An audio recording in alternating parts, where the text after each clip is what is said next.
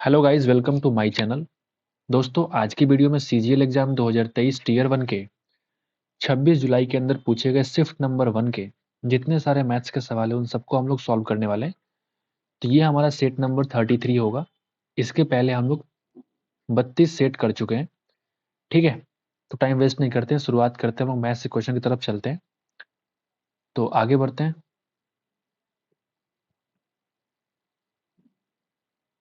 यहाँ से आपका मैथ्स का शुरुआत हो रहा है। ठीक है, पहला सवाल आपके सामने है, बोर्ड मास का सवाल आप देख सकते हैं। तो इसको हम सॉल्व कैसे करेंगे? 28 को डिवाइड किया हमने 4 से, बन गया 7। 8 - 7 इज इक्वल टू, इस पूरे की वैल्यू आ गई 1। इस पूरे की वैल्यू 1 आ गई। तो आप जरा लिखते हैं यहाँ पे, आप देखो 1755 को डिवाइड करो 39 से, इंटू 1 और -2। ठीक है, आप जरा काट लेते हैं। 13 गुना 3, 13 एकम 13, 4 5 13 3 39, 6 5 13 25 65, 5 3 8 9 से मतलब कट जाएगा पूरा 45 से। तो 45 इंटू 1 45 और -2 कितना हो जाएगा 43। इस सवाल का आंसर है। तो एक आसान सवाल से हम लोगों ने क्या किया, शुरुआत करा है। बढ़ते हैं अगले सवाल की तरफ। अगला सवाल क्या है, आप देख सकते हैं कि 4 पुरुषों का कार्य 6 महिलाओं के बराबर है। 6 लिखा हुआ है। ठीक है, तो मैं कह सकता हूं कि जो 4 पुरुष है ये 6 महिलाओं के कार्य के बराबर है। यानी एम और एफ का जो रेशियो आप देख सकते हैं 3:2 है। ठीक है, ठीक वैसे अगर बोलें कि 4 महिलाओं और का कार्य 6 लड़कों के बराबर है, यानी sorry 4 female is equal to 6 boys, जैसे इसका था वैसे ही इसका है, तो मैं बोल सकता हूँ फीमेल और बॉय का रेशियो 3:2 है। ठीक है, एक लड़का कार्य को 60 दिन में पूरा कर सकता है। पहले हम एक काम करते हैं, मेल फीमेल और बॉय का रेशियो निकाल लेते हैं, इफिशियंसी का रेशियो। तो आप देखेंगे यहाँ फीमेल 2 है और यहाँ फीमेल 3 है, तो क्यों ना इस पूरे को हम 3 से मल्टीप्लाई कर दें और इस पूरे को हम 2 से मल्टीप्लाई कर दें। तो आप देखेंगे 3 गुना 3 मेन का हो गया 9, 3 गुना 2 6, इधर भी आएगा 6, और 2 गुना 2 कितना हो जाएगा 4। तो ये हमारा इफिशियंसी का रेशियो आ गया। अब जरा चलते हैं सवाल की तरफ। क्या बोलता है कि एक लड़का एक कार्य को 60 दिन में करेगा, यानी काम कितना हो जाएगा 60 गुना 4। तो एक पुरुष और एक महिला द्वारा मिलकर कार्य को कितने दिन में पूरा किया जा सकता है? तो एक महिला और एक पुरुष, यानी आप देख सकते हैं 9 6 15 से अगर आप डिवाइड कर देंगे तो आपका रिक्वायर्ड आंसर मिलने वाला है 15 चौका 60, यानी कि 16 दिन लगने वाले हैं इस काम को पूरा होने में। ठीक है, ये भी आसान सवाल ही था, मुश्किल नहीं बोलेंगे, मॉडरेट है, बढ़िया सवाल था। हाँ, तीसरा आप देखेंगे लिखा हुआ है कि अब्बा, क्या है, ABBA ऐसा कुछ एक वर्ड है। ठीक है, ABBA एक 4 अंकीय संख्या है। ठीक है, न्यूमेरिकल है, जो 4 से डिविजिबल है। ये 4 लिखा हुआ दोस्त। ठीक है, तो 4 से अगर डिविजिबल है, जहां पे a की वैल्यू b से छोटी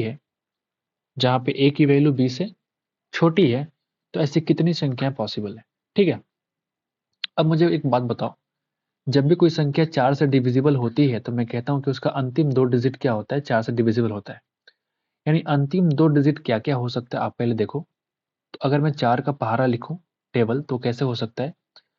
4 8 12, ठीक है, फिर बोलेंगे 16, फिर बोलेंगे 20, 24, 28, 32, 36, 40, ये हो सकता है। तो आप मुझे बताओ, इसमें कितने संख्याओं को हम ले सकते हैं, ताकि 4 डिजिट बना रहे और ये 4 से डिविजिबल भी हो जाए। ठीक है, तो आप मुझे बताओ, अगर अगर मैं पहले वाले को ले लूं तो मेरा काम हो जाएगा बिल्कुल। 04 से मेरा काम हो जाएगा।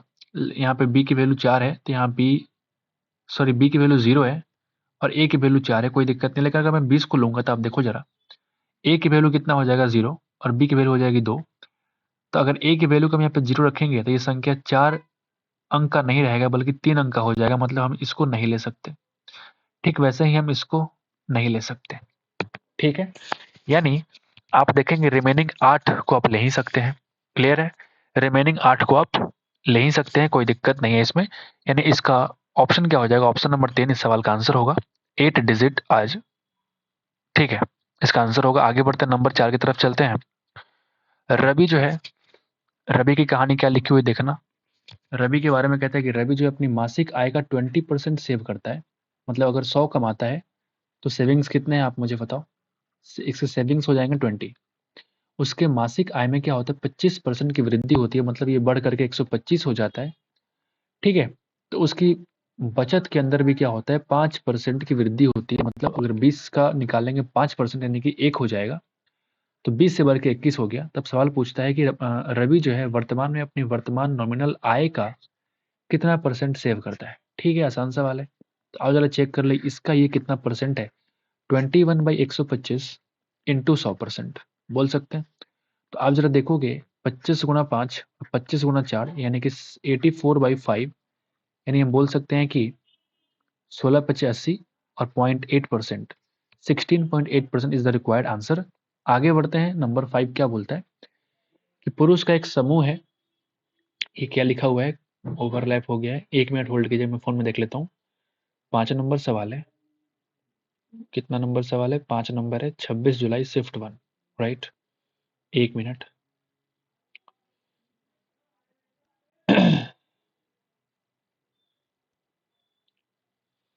26 जुलाई शिफ्ट 1, क्वेश्चन नंबर 5।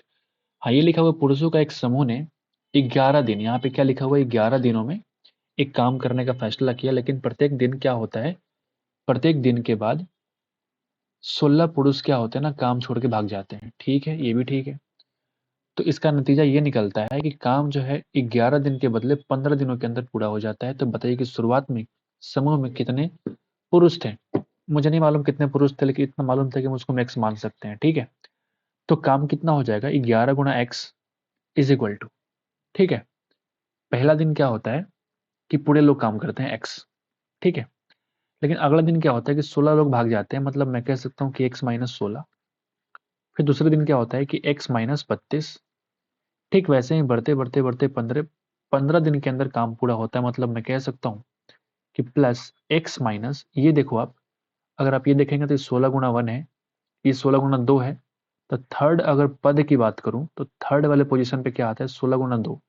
तो वैसे ही 15th पोजीशन पे क्या हो जाएगा 16 × 14। ठीक है, उम्मीद करते हैं कि सही कर रहा हूं मैं। 16 × 14 ऐसा लिख सकते हैं हम। ठीक है। तो अगर मैं यहां से देखूं अगर, तो ये बन जाएगा 11x, और यहाँ क्या बन जाएगा x आया है 15 बार यानी कि 15x। और मैं अगर -16 कॉमन निकालूंगा तो 1 + 2 + 3 plus dot dot dot dot 15 तक जाने वाला है। सॉरी, 14 तक जाएगा, क्योंकि लास्ट पद क्या है 16 × 14। ये हो जाएगा भाई 14। ठीक है। तो इसको मैं कहूंगा, इसको लाओ इधर, तो बन जाएगा -4 × x is equal to -16 into, ये क्या बनेगा 14 × 15/2। ठीक है, उम्मीद करते हैं कि मैं सही कर रहा हूँ। तो ये आप अगर काटेंगे तो -4 से कट जाएगा 4 बार में, ये 2 से कट जाएगा 2 बार में, यानी कितना हो जाएगा, x की वैल्यू कितनी आ गई 15 × 2 30, और 30 × 14 यानी कि 14×3 = 42 और 0। x की वैल्यू कितनी आ गई 420। स्टार्टिंग में कितने लोग थे 420 लोग काम कर रहे थे, और ये सवाल का आंसर है। ठीक है, बढ़िया सवाल था। आगे बढ़ते हैं, नंबर 6 की तरफ आते हैं। एक दुकानदार जो है अपने माल का 18%, अपना माल जो 18% छूट देकर बेचता है, और फिर भी कितने का लाभ कमाता है, और फिर भी 30% का लाभ कमाता है। ठीक है। यदि वह अंकित मूल्य पर 12% का छूट देकर अपना माल बेचता है तो उसका लाभ प्रतिशत क्या होगा। सॉरी। ठीक है। तो अगर अगर मैं ये बोलूं कि तुम्हारा एमपी अगर मान लिया हमने 100 के बराबर है, तो 18% डिस्काउंट दिया, यानी कि एसपी कितना है, तो आप बोलेंगे 82। लेकिन सीपी कैसे निकालेंगे? सीपी ऐसे निकाल पाएंगे क्योंकि आपको पता है कि इस पे 30% का इसको लाभ होता है, मतलब मैं कह सकता हूँ कि 82 जो है 130 के बराबर है, और मुझे निकालना है 100 की वैल्यू। तो तुम्हारा सीपी हो गया। लेकिन अगले ही केस में क्या बोलता है कि अगर एमपी में सिर्फ 12% का डिस्काउंट दिया तो एसपी कितना हो जाएगा 88। तो उस केस में प्रॉफिट कितना हो जाएगा आप मुझे बताओ। यानी अब नया तुम्हारा जो एसपी ये 1 था और एसपी 2 कितना होने वाला है, तो आप बताओ 88। तो इन दोनों का रेशियो के माध्यम से आप प्रॉफिट निकाल सकते हैं। बोलिए, निकाल सकते हैं? बिल्कुल निकाल सकते हैं। यहाँ से एक जीरो से एक जीरो खत्म हो जाएगा। फिर आप देखेंगे यहाँ से 2 निकाल लो, और यहाँ से भी 2 निकाल लो। तो 2 और 2 4 निकाला, तो 4 से काटा जा रहा 22 बार में। ठीक है। तो 41 पचे कितना हो जाएगा 205, और यहाँ पे रेशियो कितना बनेगा, तो 22 गुणा 10 220, और फिर 66 यानी कि 286। तो अब जरा परसेंटेज निकालने की हम कोशिश करते हैं। तो आप देखो जरा, 81 डिफरेंस है आउट ऑफ 205 इंटू 100%, और ये तुम्हारा नया वाला प्रॉफिट है जो तुम्हारे सवाल का आंसर होने वाला है। ठीक है, तो मैं काटता हूं जरा, तो आप देखेंगे ऑलमोस्ट कितनी वैल्यू आने वाली है। ठीक है, तो आप देखेंगे ये कट जाएगा आपका 5 चौका 20, 5 एकम 5, ये कट जाएगा आपका लगभग, लगभग क्यों कटेगा, 20 बार में कट जाएगा। अगर ये 82 होता ना, तो ये संख्या पूरे पूरे कट जाते 2 बार में, लेकिन चूंकि ये 81 है तो 2 से एकदम थोड़ा सा कम आने वाला है। मतलब मैं कह सकता हूं कि 2 गुणा 20 यानी कि 40% से थोड़ा सा कम आने वाला है। तो 40% थोड़ा सा कम कौन सा वैल्यू है, ऑप्शन के अनुसार आप देख सकते हैं 39.51% is the required answer. Solve करेंगे तो बहुत लंबा चौड़ा गुणा भाग हो जाएगा। आप चाहो तो इसको आप अप्रोक्सीमेशन ना लेकर के आप ऐसे भी कर सकते थे। आप इसको ऐसे भी कर सकते थे कि हाँ 81 गुणा 100 यानी 8100 बटा 205, इसको आप सॉल्व करोगे तो 39.51% ऑटोमेटिकली आ जाएगा। बट हम क्या करेंगे, ऑप्शन का इस्तेमाल करेंगे और यहाँ से हम इसका यूज करके फटाफट इसका आंसर निकालेंगे। ठीक है, आगे बढ़ते हैं। और नंबर 7 क्या बोलता है कि अगर कॉस ए की वैल्यू दिस है, यानी मैं कह सकता हूँ कि कॉस ए की वैल्यू 1 माइनस कॉस स्क्वायर है, इसी को बोलेंगे हम लोग साइन स्क्वायर है। तो यहाँ इसके वैल्यू को पटक दीजिए, यानी मैं इसको बोल सकता हूँ कितना, साइन स्क्वायर का स्क्वायर है, मतलब ये कॉस का स्क्वायर ए है, और ये आपका क्या है, तो ये मैं बोल सकता हूँ कॉस क्यू ए। राइट, क्या मैं सही बोल रहा हूँ, कॉस क्यू ए के बराबर है। आपको इसी का वैल्यू निकालना है, इसी का वैल्यू निकालना है। तो मैं काम करते हैं, यहाँ से कॉस ए कॉमन निकाल लेते हैं, तो क्या बच जाएगा आपका, cos A plus cos square है। और अकॉर्डिंग टू क्वेश्चन आप देखेंगे यहाँ पे लिखा हुआ कि इसकी वैल्यू कितने के बराबर है, 1 के बराबर है। मतलब इसकी वैल्यू क्या हो जाएगी, इसकी वैल्यू 1 के बराबर, यानी cos a into 1 is equal to cos a। So option number B is the required answer. उम्मीद करते हैं कि आपको समझ में आ रही होगी। आगे बढ़ते हैं। अगर ये सवाल पूछता है कि x is equal to 1 by X minus अगर 3 है, जहाँ पे x पॉजिटिव है, ठीक है, तो x प्लस 1 बाई एक्स की वैल्यू क्या होगी। ठीक है, तो ये निकालने के लिए मैं क्या कर सकता हूँ, आप बताओ, लगाओ दिमाग लगाओ। अगर मैं x minus 1 by X minus 3 करूँ तो ये कितना हो जाएगा, 0। लेकिन x माइनस 3 के फॉर्मेट में करने से इसका आंसर तो आने वाला है नहीं, कुछ तो अलग करना पड़ेगा। इसको मिटाते हैं जरा, कुछ और सोचते हैं, कुछ और सोचते हैं। मैं क्या कर सकता हूँ, अगर मैं इस x माइनस 3 को उधर ले जाऊँ और x को इधर ले आऊँ, यानी मैं कह सकता हूँ कि x माइनस 3 इधर ले आओ और इसको ले आओ 1 बाई एक्स, बोल सकते हैं ना। अब फिर से मैं कुछ करने वाला हूँ, आप देखो जरा, अब इस 3 को ना उधर भेजो और इसको इधर ले आओ, यानी कि x माइनस 1 बाई एक्स की वैल्यू आ चुकी है 3। और जैसे ही इस फॉर्मेट में आ गया, आपको इसका आंसर दिख गया होगा। 3 का स्क्वायर करो 9, प्लस 4 का अंडर रूट, यानी कि रूट 13 इस सवाल का आंसर है। ये बढ़िया सवाल था, ट्रिकी सवाल था, आप कह सकते हैं। अगर इसको आपको इधर से उधर करना नहीं आएगा तो फिर आप इस सवाल में फंस जाएंगे और इसका आंसर उल्टा पुल्टा आप निकाल के डाल देंगे। ठीक है, so this is a tricky question मेरे हिसाब से, और ये आप चाहो तो दोबारा ट्राई कर सकते हो, मार्क कर लीजिएगा, अच्छा सवाल है ये। कितने परसेंट वार्षिक एसआई की दर से कोई धनराशि 16 वर्षों में, 16 है ना कि 6 है, मैं जरा देख लेता हूँ।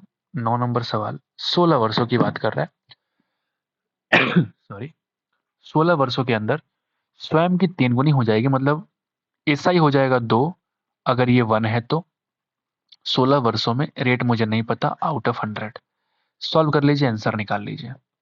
ठीक है, 2 से कट जाएगा 8 बार में, 8 से कट जाएगा 12.5 बार में, यानी आर की वैल्यू आ चुकी है 12.5%। आसान सवाल। आगे बढ़ते हैं, नंबर 10 के पास चलते हैं। कौन सा सबसे कम है, कौन सा सबसे कम है, तो आप देखेंगे 625 का 12% निकालो या 12 का 625% निकालो, बात तो सेम है। तो 12 का 600% कितना हो जाएगा, 72, और 25% 12 का, और यानी कि 3, इसकी वैल्यू आ जाएगी 75। आप करते रहो। अगर मैं आगे देखूं तो क्या हो जाएगा, मैं सही कर रहा हूं ना, ठीक है, हाँ। तो 555 का 15%, तो आप देखेंगे 55.5 प्लस 27.7 75। तो ये वैल्यू जो है ना कितना आएगा, लगभग 87 बोल रहा हूँ, 5 2 7 7 5 12 82, यानी कि 83.25। ठीक है, ये वैल्यू कितना आ जाएगा 72, और ये वैल्यू कितना आ जाएगा, तो आप बोलेंगे 84.5 माइनस 8.45, यानी कितनी वैल्यू आएगी 05, सॉरी कितनी आ जाएगी बताओ, तो आप बोलेंगे 0.05 और 8 कम किया तो कितना हो जाएगा 76.05। I think I am right. तो यहाँ पे जो सिंपलेस्ट वैल्यू है वो कितना है, आप बोलेंगे 72, यानी कि ऑप्शन नंबर 3 720 का 10% इज द स्मॉलेस्ट नंबर। ठीक है, आगे बढ़ते हैं। 11 नंबर क्या बोलता है, 11 नंबर मिश्रण का सवाल आ चुका है। एक बर्तन में तरल भरा जाता है, मिश्रण को बोलते हैं हिंदी में तरल, मिक्सचर, नहीं तरल तो कुछ और, लिक्विड बोलते हैं उसको ना, आई एम सॉरी, मिश्रण को तो मिक्सचर बोलते हैं। ठीक है, हाँ ये लिक्विड भरते हैं, जिसमें से बोल रहा है कि 5 भाग जल है, लिक्विड के अंदर 5 भाग जल है और 11 भाग चाशनी है। तो मैं काम करता हूँ, लिखता हूँ जल और चाशनी, ऐसा कुछ लिखो जरा, चाशनी। तो अगर 5 भाग जल है मैं कह सकता हूँ कि, और 11 भाग चाशनी, मतलब मैं कह सकता हूँ कि मिश्रण है कितना 16। तो 16 का 5वां हिस्सा यानी कि 5/16 कितना हो जाएगा जल का, और 11/16 हो जाएगा चाशनी का। मिश्रण के कितने भाग को निकालकर जड़ से प्रतिस्थापित कर देना चाहिए। अच्छा, पूरे मिश्रण में से कुछ वैल्यू निकालनी है। तो मान लिया हमने वो वैल्यू कितना निकाला, ताकि मिश्रण में 3:2 के रेशियो में क्या चाशनी और जल हो जाए। ये तो बढ़िया सवाल है, एलिगेशन से भी कर सकते हैं। ठीक है, तो मैं क्या कर रहा हूं, अगर इस मिश्रण में से ये पूरा क्या है, ये तुम्हारा मिक्सचर है, तुम्हारा क्या है 16 मिक्सचर है, इसमें से हम मान लिया कि हमने x को बाहर निकाला है। तो x को बाहर निकालेंगे, तो x मिश्रण निकालेंगे तो जल कितना निकलेगा, 5/16 हिस्सा x का, मैं बोल सकता हूं ये इतना निकलेगा। बढ़िया सवाल है भाई। ठीक, वैसे ही अगर मैं इसका निकालूं, तो आप बोलेंगे 11/16 हिस्सा x का चाशनी में से निकल जाएगा। अगर मैं पूरा मिश्रण x निकालूं, तो उसमें से कुछ हिस्सा जल का निकलेगा और कुछ हिस्सा चाशनी का निकल जाएगा। ठीक है, और आपने क्या बोला, इसको निकाल करके प्रतिस्थापित करना है किससे, जल से, यानी कि इस x को वापस हमको जल में ही डाल देना है।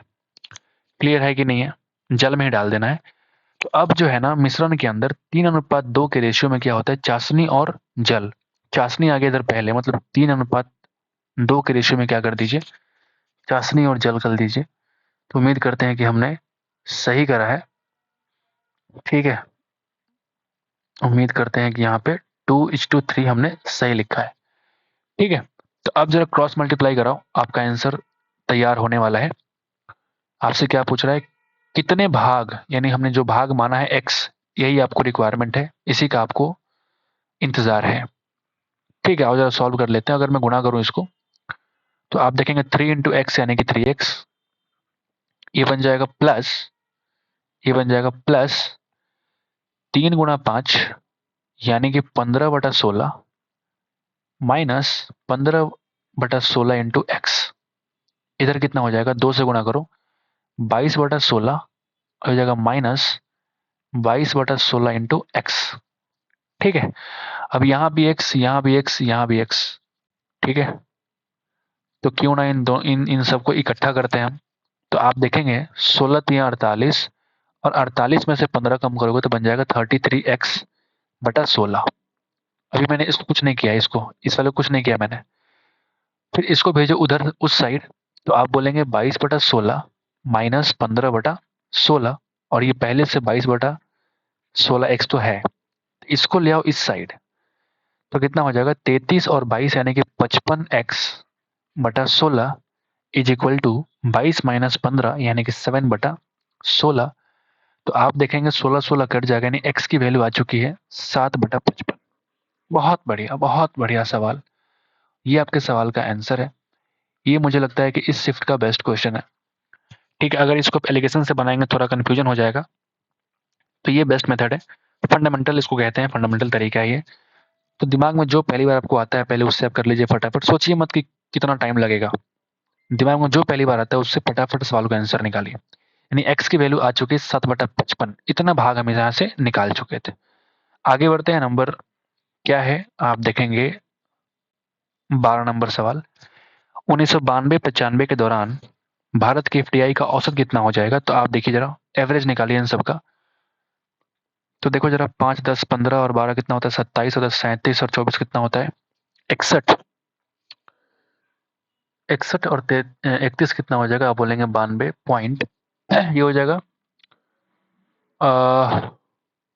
ये एफडीआई ही तो है ना? हाँ ठीक है, ये है 70। 70 और 15 85, 101, 123, 146, 182, यानी कि 1.82, यानी कि 93.82 तुम्हारा क्या हो गया? सबका जोड़। तो एवरेज निकालने के लिए 3, 3, 6 से हम डिवाइड कर देंगे, यानी आप देखेंगे आंसर कितना आने वाला है। आंसर कितना आने वाला है? हमने कुछ मिस्टेक करा है क्या? बिल्कुल मिस्टेक करा है। हमने पूरे साल का जोड़ कर दिया। सवाल क्या पूछ रहा है? 1992 से 95 ही पूछ रहा है, तो मेरे से गलती हो गई। ठीक है, मुझे सबको नहीं जोड़ना था, मुझे सिर्फ 4 साल का ही जोड़ना था। कोई बात नहीं, फिर से कर देता हूँ, इन 4 साल को जोड़ो। तो आप देखेंगे 5, 10, 15 और 12 27 और 10 कितना होता है? 37.70 और 15 85, 101 और 22 123, यानी कि 1.23 बाई 6, यानी कि इन सबको जोड़ने के बाद 6 करेंगे पहले, तो कितना आ जाएगा बताओ? 38.23। अगर 38.23 को अगर हम डिवाइड करेंगे 6 से, तो 6 पॉइंट समथिंग आएगा। तो निकटतम पूर्णांक क्या हो जाएगा? 6 ही तो होगा, क्योंकि 7 होने के लिए इस पूरे वैल्यू को 42 के आसपास होना पड़ेगा, तो जो कि बहुत बड़ा गैप है। मतलब मैं कह सकता हूँ कि 6 इज द रिक्वायर्ड आंसर। निकटतम पूर्णांक कितना हो जाएगा? 6। आगे बढ़ते हैं, नंबर 13 के बारे में क्या बोलता है? 13 नंबर सवाल क्या बोलता है बताओ? कि डीई और बीसी पैरेलल है। कोई ट्रायंगल एबीसी है, ठीक है, कोई ट्रायंगल तुम्हारा ए बी और सी है। तो आप देखेंगे ये बीसी जो है ना और डीई जो है एक दूसरे के पैरेलल है, मैं कह सकता हूँ। ठीक है, जहां से एडी और डीबी का मान दे रखा है, अगर ये 4 है ये 5 है, तो मैं कह सकता हूँ कि ये वाला अगर 4 है तो इन दोनों का सम, इसकी वैल्यू कितनी हो जाएगी? 9 के बराबर, क्योंकि बड़ा साइड है। ठीक है, तो अगर डीई का वैल्यू 12 है, मतलब क्या कि तुमने 3 से मल्टीप्लाई किया है, तो बेशक बीसी की वैल्यू भी 3 से मल्टीप्लाई करके 27 इस सवाल का आंसर होगा। ठीक है, बहुत ही आसान सवाल। आगे बढ़ते हैं। एक्स स्क्वायर प्लस 1/x² का वैल्यू अगर 6 है, तो आपको निकालना है x की पावर 4 माइनस 1/x की पावर 4। इसको हम लिख सकते हैं x² माइनस 1/x², और इंटू लिख सकते हैं कि x की पावर 2 प्लस 1/x की पावर 2। ठीक है, मुझे ये तो वैल्यू दे रखा है कि 6 के बराबर है, मुझे ये निकालना पड़ेगा। तो ये हम कैसे निकाल सकते हैं? इसका स्क्वायर करो, यानी कि 36, और माइनस 4 करो, उसका अंडर रूट करो। ठीक है, यानी कि अंडर रूट 32। क्लियर है?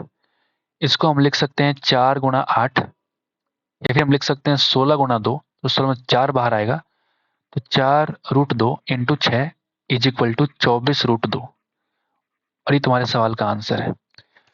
ये माइनस क्यों लग रहा है मुझे पता नहीं चल रहा है।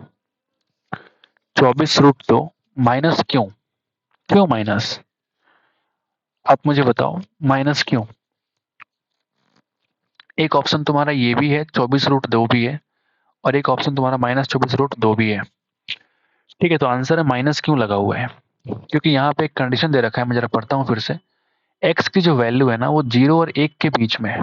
एक्स की जो वैल्यू है वो 0 और 1 के बीच में है, ऐसा माना गया है। तो आप मुझे बताओ, अगर x² प्लस 1/x² की वैल्यू अगर 6 है, अगर 6 है, तो x की वैल्यू क्या क्या हो सकती है? थोड़ा हम मान के चलते हैं, थोड़ा सा मान के चलते हैं। तो इसकी वैल्यू क्या हो सकती है? ओके, मैं समझ गया बात को। अगर इसकी वैल्यू 6 है ना, तो x² की वैल्यू ऑलमोस्ट हम जैसे मान के चलते हैं कि, अगर थोड़ी देर के लिए मानते हैं इसको कि ये 5 के बराबर है, थोड़ा देर के मान लेते हैं, तो ये 5 प्लस 1/5 जो कि लगभग 5.2 आएगा। मतलब 5 थोड़ा सा और वैल्यू अधिक हो सकता है, मतलब 5 पॉइंट, इसको 5 मान लीजिए, लगभग 5.6 के आसपास। तो 1/5.6 यानी कि लगभग 6 के आसपास पहुंच जाएगा ये। मैंने x² की वैल्यू कितनी आ गई? x² की वैल्यू आ गई 5.6, यानी x की वैल्यू फिर भी हमारा 0-1 के बीच में नहीं आ रहा है। x की वैल्यू फिर भी हमारा 0-1 के बीच में नहीं आ रहा है। ठीक है, लेकिन एक बात समझ आ रही कि अगर, तो मेरे हिसाब से तो ऑप्शन नंबर 3 होना चाहिए। बाकी आप मुझे बताना कि 1 कैसे होगा। ठीक है, आगे बढ़ते हैं, टाइम वेस्ट नहीं करते, आगे बढ़ते हैं। आप मुझे कमेंट बॉक्स में कमेंट कर देना कि मैंने कहाँ कुछ गलती किया है। ठीक है, मेरे हिसाब से ऑप्शन नंबर 3 ही सही है। आगे बढ़ते हैं, लंबाइयों के निम्नलिखित में से कौन सा सेट एक अधिक कोण वाले त्रिभुज की भुजाएं होगी? अरे भाई, ये तो गुणा भाग है। आप देखिए क्या फॉर्मूला होता है। अगर हम बात करें एक राइट एंगल ट्रायंगल के लिए, एक राइट एंगल ट्रायंगल की बात करूं अगर मैं, तो वहां पे एच स्क्वायर जो होता है वो P square plus B square के बराबर होता है। ठीक है, अगर मैं एक अधिक कोण यानी कि एक न्यून कोण की बात करूं मैं, जिसमें एंगल क्या होता है 90 से कम, न्यून कोण ट्रायंगल की बात करूं अगर मैं, उस केस में एच स्क्वायर का वैल्यू छोटा होता है P square plus B square से। और अगर मैं एक ऐसे ट्रायंगल की बात करूं जो अधिक कोण वाला ट्रायंगल है, जिसका एक एंगल 90 से ज्यादा हो, तो उस वाले केस में मैं कह सकता हूँ कि एच स्क्वायर बड़ा होगा P square plus B square से। तो यहाँ पे जो सबसे बड़ी वैल्यू जिस जिस की है, सबसे बड़ी वाली वैल्यू क्या हो जाएगी, उसका हाइपोटेनस हो जाएगा। तो आप वहां पे चेक करो किसकी वैल्यू का स्क्वायर करने पे इन दोनों के स्क्वायर के सम से बड़ा होगा, वो अधिक कोण वाला सेट होगा। ठीक है, तो यहाँ पे करेंगे बहुत टाइम लग जाएगा, आप खुद से इसको ट्राई कर सकते हैं। जिसकी वैल्यू बड़ी आएगी वो क्या हो जाएगा, option number 3 according to question and answer given here. ठीक है, आगे बढ़ते हैं। यही लॉजिक है, ये लॉजिक है, आगे बढ़ जाते हैं जरा। दो वृत्त है जो एक दूसरे को बाह्य रूप से स्पर्श करते हैं। ठीक है, दो वृत्त है जो एक दूसरे को बाह्य रूप से स्पर्श करते हैं। केंद्र ओ वाले पहले वृत्त की त्रिज्या कितनी है, 12 सीएम। यानी आपने देखा R1 की वैल्यू आ गई 12 सीएम, और दूसरे वृत्त की त्रिज्या कितनी है, 8 सीएम। तो इस तरह के सवाल बहुत बार पूछे गए। उपनिष्ठ स्पर्शरेखा की लंबाई का जो फॉर्मूला होता है वो हम कितनी बार लिख चुके हैं, डिस्टेंस बिटवीन सेंटर्स का square minus R1 minus R2 का स्क्वायर, ये होता है। तो डिस्टेंस अगर दोनों वृत्त एक दूसरे से चिपके हुए हैं, बाह्य रूप से स्पर्श करते हैं, तो डिस्टेंस कितना हो जाएगा सेंटर का, R1 प्लस R2, यानी कि 12 8 20 का स्क्वायर, और माइनस डिफरेंस कितना है, तो आप बोलेंगे 4 का स्क्वायर। तो एक बार कितना हो जाएगा 24, और एक बार हो जाएगा 16।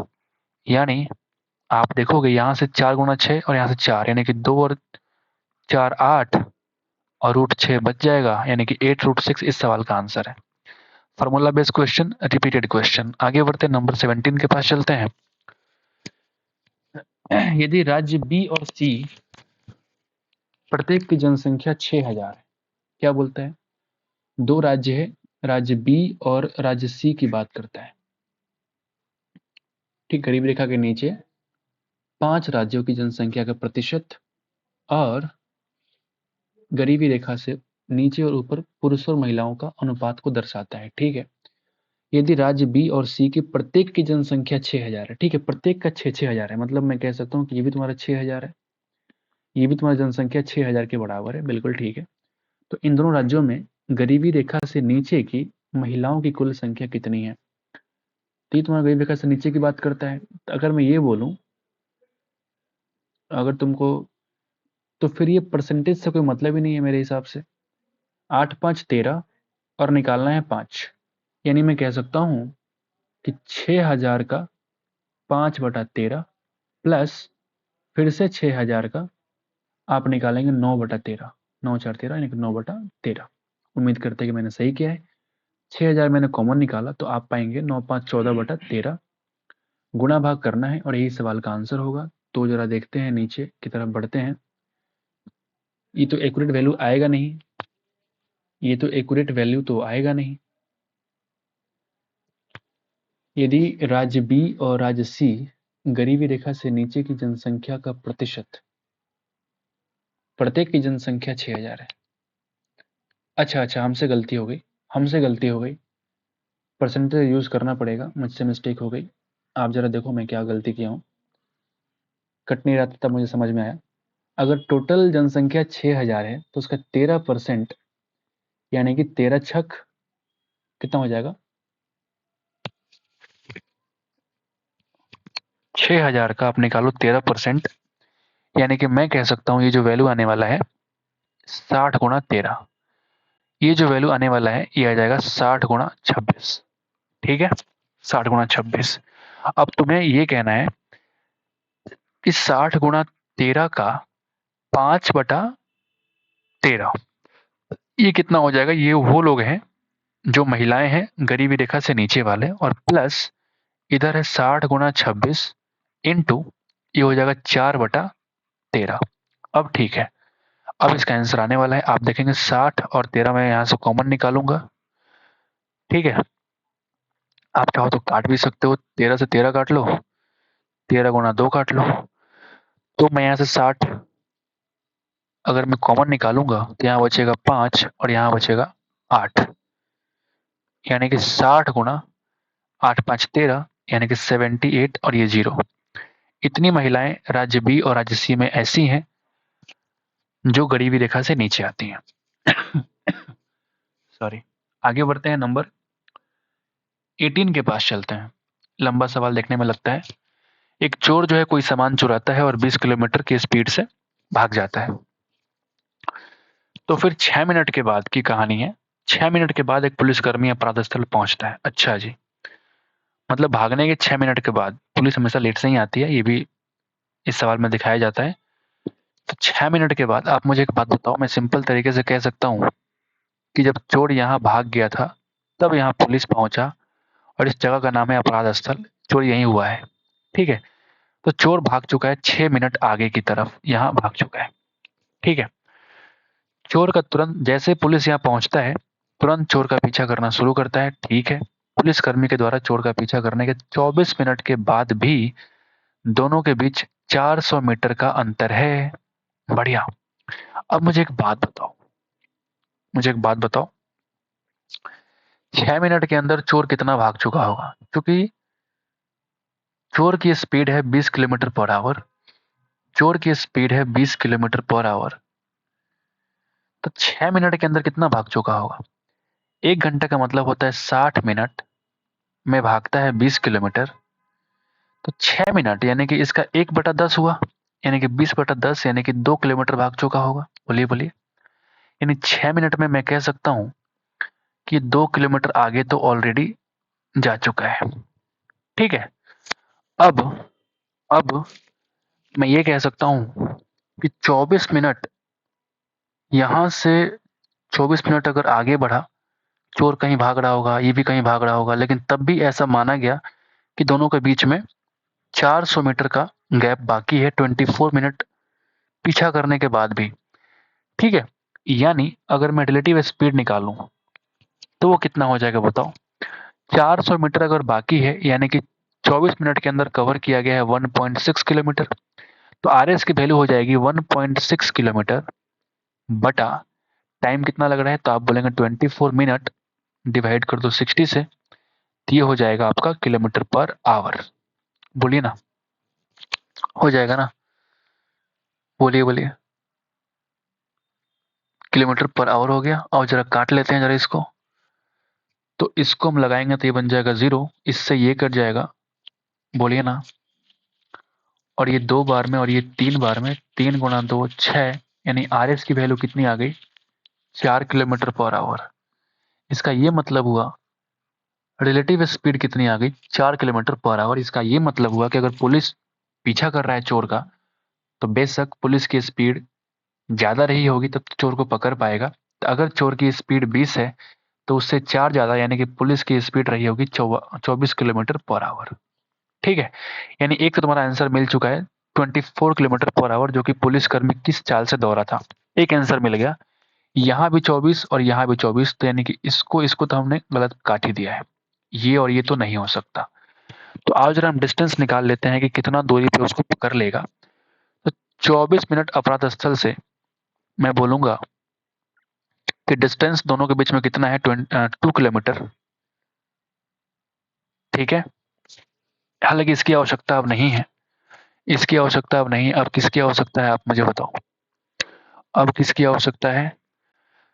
तो पुलिस ने जितना डिस्टेंस कवर किया वही हम बोल सकते हैं कि अपराध स्थल से चोर को पकड़ने का कहीं ना कहीं जाकर के पकड़ा होगा।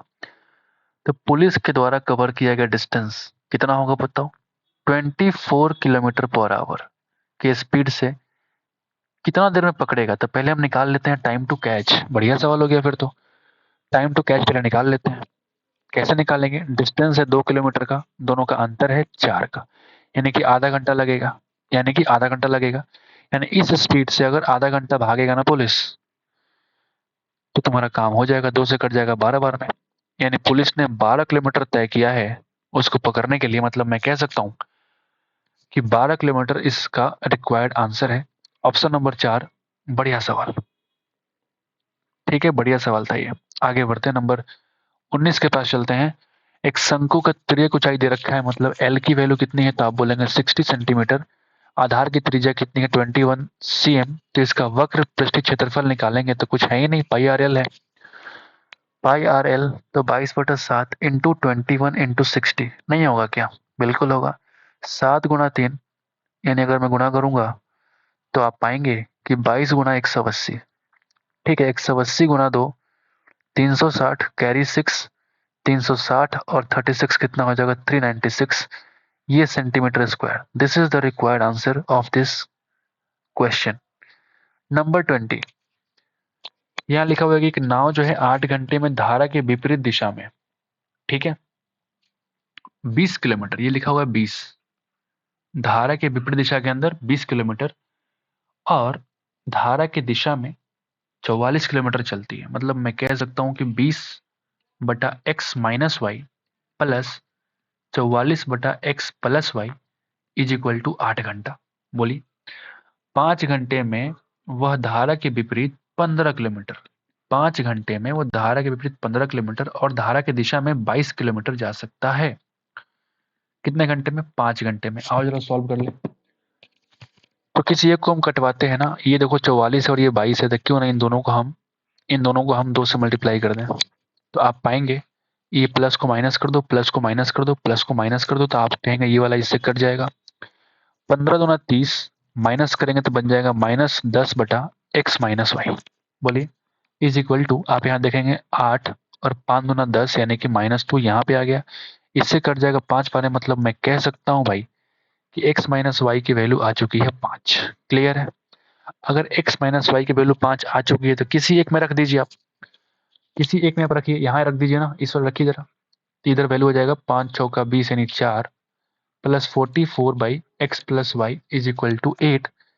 इसको भेजो उस साइड, यानी कि बन जाएगा 4 के बराबर। 4 से कटेगा 11 टाइम्स, यानी कि मैं बोल सकता हूँ कि x+y की वैल्यू आ चुकी है 11। तो स्थिर जल में नाव की चाल ज्ञात करें, यानी कि x की वैल्यू कितनी हो जाएगी आप मुझे बताओ। x की वैल्यू दोनों का सम करके हाफ कर दो, यानी कि 11 + 5/2 यानी कि 8 किलोमीटर पर आवर इस सवाल का आंसर है। ठीक ठाक सवाल, रिपीटेड सवाल, बहुत बार पूछा गया है। इसकी वैल्यू क्या होगी? तो sin 30 का उल्टा यानी कि 2 माइनस cos 60 यानी कि 1/2। तो 2 में से आधा कम करेंगे तो 1.5 बचेगा ना, 3/2। आगे बढ़ते हैं, आसान सवाल इस शिफ्ट का। ये सवाल क्या बोलता है भाई? आप देखेंगे इसकी वैल्यू अगर मैं x से डिवाइड कर दूं तो x - 1/x की वैल्यू आ गई 8। इसका वैल्यू हम कैसे निकालेंगे? इसका स्क्वायर करो और +2 करो, यानी 66 इस सवाल का आंसर है। ठीक है, फिर से आसान सवाल आ गया। नंबर 23 के पास आते हैं। ये तौलने वाला मशीन का सवाल है। उम्मीद करते हैं कि बढ़िया सवाल होगा। ठीक है, क्योंकि बढ़िया सवाल के अंदर क्या होता है ना, गलतियां होती है, फर्क नहीं पड़ता, कुछ सीखने को मिलता है, कुछ सिखाने को मिलता है, कुछ हम सीखते हैं, कुछ आपको सिखाते हैं। ठीक है, आप देखिएगा यहाँ पे क्या लिखा हुआ है कि आर की एक तौल मशीन है, एक तौलने की मशीन जो 400 ग्राम भार दिखाती है, जबकि उसका वास्तविक भार जो होता है 350 ग्राम होता है। बढ़िया सवाल। मैं कहूंगा अगर 400 ग्राम तुमको उस पर दिख रहा है तो उसका एक्चुअल वेट होता है वो 350 ग्राम ही होता है।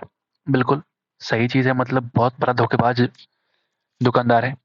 तो बादाम का जो क्रय मूल्य है वो 880 रुपये प्रति केजी खरीदता है और खराब मशीन से 200 ग्राम के पैकेट बनाए जाते हैं। बढ़िया, खराब मशीन से 200 ग्राम के पैकेट बनाए जाते हैं, मतलब मैं कह सकता हूं कि अगर 400 ग्राम के बदले 350 ग्राम पैक करता है तो 200 ग्राम का अगर पैकेट बना रहा है, 200 ग्राम का अगर पैकेट बना रहा है तो उसमें इसका आधा यानी कि 175 ग्राम ही भरता होगा एक्चुअल।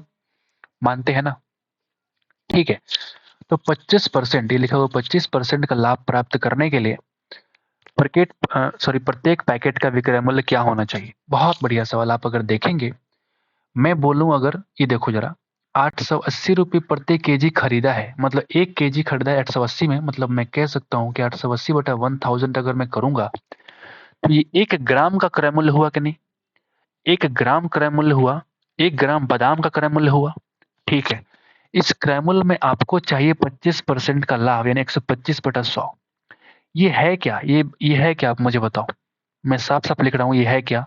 एसपी ऑफ 1 ग्राम बादाम, ये कुछ और नहीं बल्कि एसपी ऑफ 1 ग्राम बादाम है। लेकिन आपको तो 200 ग्राम का पैकेट निकालना है, लेकिन आपको पता है कि 200 ग्राम पैकेट निकालने के लिए वो सिर्फ 175 ग्राम का ही इस्तेमाल करेगा। यानी 1 ग्राम में अगर आपको 200 निकालना है तो 175 से मल्टीप्लाई करेंगे, क्योंकि 200 ग्राम का पैकेट एक्चुअल में 175 ग्राम के ही बराबर है। तो अब मैं कह सकता हूं कि ये जो यहां से यहां तक जो हमने लिखा है, ये क्या है? ये एसपी ऑफ 200 ग्राम बादाम। उम्मीद करते हैं कि समझ में आ गया होगा। बहुत ट्रिकी सवाल, बहुत बढ़िया सवाल। ठीक है, अब जरा सॉल्व कर लीजिए इसको। ये आपका सवाल का आंसर है। This multiplication will give the actual answer, right? तो आओ जरा काटते हैं, ये कट जाएगा भाई, ये कट जाएगा आपका 5 बार में, और ये कट जाएगा आपका 4 बार में। ठीक है, ओके ओके ओके। एक जीरो से यहाँ काट लो, एक जीरो से यहाँ काट लो। अगर फिर से तुम काटोगे तो ये 25 से काटोगे 7 बार में, ये 25 से काटोगे 4 बार में, ये 4 से काटोगे 22 बार में, और ये 2 से काटोगे तो ये 11 से कट जाएगा। यानी अब कितना आने वाला है आप मुझे बताओ। इधर नीचे लिखता हूं मैं 11 गुना 5 गुना 7, यानी 55 गुना 7 बटा 2। 2 यहाँ बचा हुआ है नीचे, हाँ ठीक है। यानी अगर आप गुणा करेंगे तो कितना आने वाला है? 55 गुना 3.5 करता हूं मैं ठीक है, तो अगर मैंने 55 को 3 से गुणा किया तो 165 प्लस आधा बार और, यानी 27.5 और, यानी कि 192.5 रुपया इसका एक्चुअल विक्रय मूल्य हुआ। ये एसपी हुआ 200 ग्राम बादाम का। और ये एक बेहतरीन सवाल आपके सामने उभर के सामने आया है। ठीक है, तो अगर इस शिफ्ट के आपने अगर वीडियो देखा है और एक सवाल के लिए भी आपको हेल्प कर पाते हैं, ठीक है, तो ये मेरे लिए बहुत अच्छी बात होती है कि पूरा 25 सवाल आप ना देखें, अगर एक दो सवाल भी आप देख के जाते हैं, आपको समझ में आती है, तो ये मेरे लिए बड़ी बात है। ठीक है, तो अगर आपको इसका सॉल्यूशन अच्छा लगा तो लाइक कर दीजिएगा दोस्तों। ठीक है, क्योंकि मेरे हिसाब से ये बढ़िया सवाल है, मेरे अकॉर्डिंग ये बढ़िया सवाल है। बाकी आप खुद से देख सकते हैं कैसा सवाल है। आगे बढ़ते हैं, नंबर 24 के पास चलते हैं। फिर से चोर पुलिस का सवाल आ गया है। एक पुलिसकर्मी एक चोर को जो है 400 मीटर की दूरी से देखता है। डिस्टेंस कितना है दोनों के बीच में? आप बोलेंगे 400 मीटर। ये पुलिस यहाँ पे खड़ा है। चोर जो है 10 किलोमीटर पर आवर की स्पीड से भागता है। चोर की स्पीड कितनी है? तो आप बोलेंगे 10 किलोमीटर पर आवर। और पुलिसकर्मी उसी दिशा के अंदर 12 किलोमीटर से भागेगा, तब तो पकड़ पाएगा। बिल्कुल ठीक। प्रारंभिक बिंदु से कितनी दूरी पर पुलिसकर्मी चोर को पकड़ पाएगा? मतलब कहीं ना कहीं जाकर के यहाँ यहाँ इन दोनों की क्या हो जाएगी? भिड़ंत हो जाएगी और चोर पुलिस को पकड़ लेगा, दबोच लेगा। तो आपसे सवाल पूछा कि यहाँ से यहाँ तक की दूरी कितनी होगी जब चोर पकड़ा जाएगा। ठीक है, तो हम एक बात बताते हैं। पहले पहले हम टाइम टू कैच निकाल लेते हैं कि टाइम कितना लगेगा चोर को पकड़ने में। टाइम टू कैच कितना हो जाएगा? तो आप बोलेंगे 400 मीटर, और स्पीड कौन सा? रिलेटिव स्पीड, यानी कि 2 kilometre per hour into 5/18 into 5/18। ठीक है ना? ओके, तो अगर मैं काटूं तो आप देखेंगे 5 गुना 2 10 से 1 जीरो खत्म हो गया। मतलब टाइम टू कैच कितना आ गया? 40 इंटू 18 सेकेंड। 40 into 18 second. इतना टाइम तक चोर भी भाग रहा है और पुलिस भी भाग रहा है। यानी अगर मैं इस डिस्टेंस को निकालने की कोशिश करूं तो ये इतना डिस्टेंस कौन कवर कर रहा है? पुलिस। ये बड़का डिस्टेंस कवर कर रहा है पुलिस, लेकिन छोटका डिस्टेंस कवर कर कौन कर रहा है? चोरवा। तो हमको छोटका नहीं निकालना है बल्कि बड़का निकालना है। तो कैसे निकाल पाएंगे? पुलिस का आप डिस्टेंस निकाल दो इस टाइम के अंदर। तो पुलिस का स्पीड है कितना? 12 किलोमीटर पर आवर। और आंसर किलोमीटर में तो कोई दिक्कत नहीं, इसको छोड़ देते हैं वैसे ही। और टाइम कितना है? तो आप बोलेंगे 40 इंटू 18 सेकेंड में है। तो आप इसको कन्वर्ट कर सकते हैं किसमें? तो क्यों ना हम एक काम करते हैं, इस 12 किलोमीटर पर आवर को हम यहाँ पे चेंज कर देते हैं 5/18 से, तो ये बन गया मीटर पर सेकंड, और सेकंड सेकंड कट जाएगा, यानी आंसर जो आने वाला है ये आने वाला है मीटर में। ठीक है, तो मीटर में निकाल लेते हैं पहले, बाद में फिर कन्वर्ट कर देंगे। तो आओ जरा सॉल्व करते हैं। 18 से 18 खत्म हो जाएगा, आपके पास डिस्टेंस आ चुका है मीटर में 12 × 40 × 5, 12 × 40 × 5। अगर ये मीटर है तो अगर हम 1000 से डिवाइड कर दे तो बन जाएगा किलोमीटर। अब ठीक है, तो 40 बचे 200 से कट जाएगा 5 बार में, यानी 12/5 का मतलब क्या होता है 2.4 किलोमीटर। बढ़िया सवाल, ट्रिकी सवाल। ऑप्शन नंबर 4 इस सवाल का आंसर है। बढ़िया एक्सप्लेनेशन भी है, थोड़ा तारीफ मेरे भी होनी चाहिए। आगे बढ़ते हैं, नंबर 25 क्या बोलता है, लास्ट सवाल इस सवाल का, इस शिफ्ट का। अगर एओबी की वैल्यू 130 डिग्री है तो एपीबी का मान ज्ञात करें। एओबी की तरह, एओबी ये वाला वैल्यू है जो कि आपको दे रखा है 130 डिग्री। तो आपसे पूछ रहा है कि एपीबी, वेयर इज एपीबी, हाँ ये वाला एंगल जो है ये एपीबी की वैल्यू क्या होगी। ठीक है ओके, तो इसकी वैल्यू निकालने के लिए इसको हम बना सकते हैं साइक्लिक चतुर्भुज बना सकते हैं। तो अगर मैं इसको यहां से एक एंगल ड्रॉ कर दूं, आप देखो जरा, अगर मैं यहां से एक एंगल को ड्रॉ कर दूं तो आप देख पाएंगे कि सेंटर पर बना हुआ कोण का ये वाला कोण कितना हो जाएगा, आधा, यानी कि 65 डिग्री। अब मुझे एक बात बताओ, अगर मैं इस पॉइंट को मान लेता हूं कि ये तुम्हारा क्या है, एक्स मान लो, वाई मान लो, जेड मान लो, वॉटेवर, अगर मान लो कि ये तुम्हारा के है थोड़ा देर के लिए, तो अगर मैं तुमसे पूछूं के ए पी बी, क्या ये साइक्लिक है?